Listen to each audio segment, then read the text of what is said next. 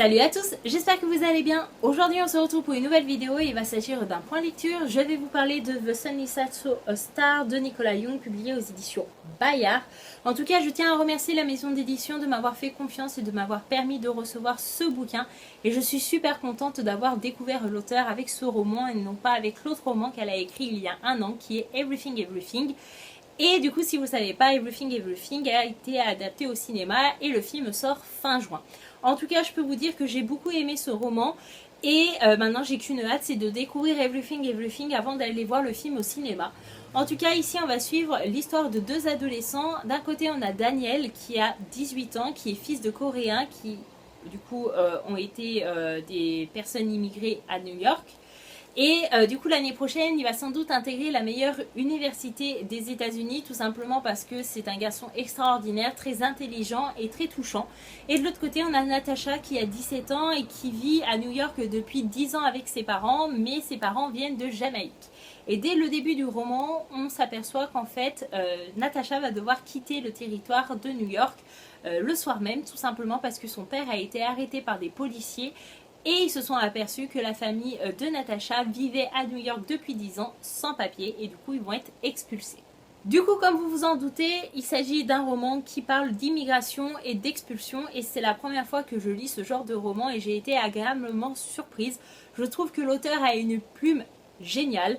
Elle trouve les bons mots pour justifier certaines émotions, certaines situations qui peuvent être vécues par des individus à l'heure actuelle. Et du coup, c'est vraiment le point fort de ce roman, en plus des personnages, puisque les personnages sont assez nombreux. Et au début, je me suis dit, oulala, je vais me perdre énormément, parce que quand il y a beaucoup de personnages dans un roman, moi j'ai tendance à me perdre parmi tous ces personnages, j'ai du mal à savoir qui est qui en fonction de qui, etc. Et au final, non, on s'aperçoit et on arrive à se faire un schéma assez rapidement dans notre tête concernant les différents personnages présents durant cette lecture. Et voilà, c'est vraiment des personnages qui sont là et ils ont vraiment un rôle tous important. Ils ne sont pas là juste pour meubler et pour faire plus de pages concernant le bouquin. Ils sont vraiment tous là, pas par hasard. Ils ont tous un rôle à jouer dans l'histoire et j'ai trouvé ça génial. Alors je vous cache pas qu'il y a des personnages qui sont très poignants, très attachants et qu'on a envie de suivre tout au long de l'histoire. Et puis de l'autre côté, on a des personnages qui sont insupportables et qu'on n'a qu'une envie, c'est de leur mettre une claque pour les faire redescendre sur terre.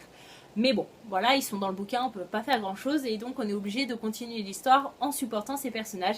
Mais je pense que justement le fait qu'il y ait des personnages qui soient insupportables, ça rend la lecture plutôt addictive. On a envie de tourner les pages pour connaître la suite et pour connaître l'aventure de Natasha et Daniel et savoir si malgré tous les obstacles qu'ils rencontrent sur leur chemin, est-ce qu'ils vont arriver à vivre un moment tous les deux ou non. L'autre point fort de ce roman, c'est le fait qu'il possède des chapitres qui sont très courts et personnellement j'adore quand les romans ont des chapitres courts, tout simplement parce qu'on ne se rend pas compte de notre vitesse de lecture et on est vraiment pris dans la lecture.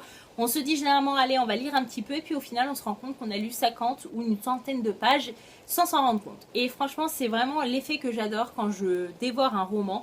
Et le fait d'avoir des longs chapitres, je trouve que des fois ça casse la dynamique de l'histoire et de la lecture concernant le lecteur et je trouve ça un petit peu dommage.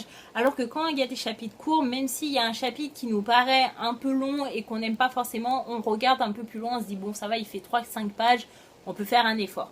Donc voilà, moi j'ai beaucoup aimé le fait qu'il y avait des chapitres courts et je trouve que ça a rendu la lecture assez addictive. Donc je n'irai pas plus loin concernant ce bouquin puisque après tout c'est à vous de le découvrir si vous avez envie de connaître l'histoire de Daniel et de Natasha et si vous voulez savoir si Natasha quitte le territoire de New York ou non, et ben il va falloir se lancer dans cette lecture. Sachez que en tout cas le livre sort en librairie le 5 juillet 2017.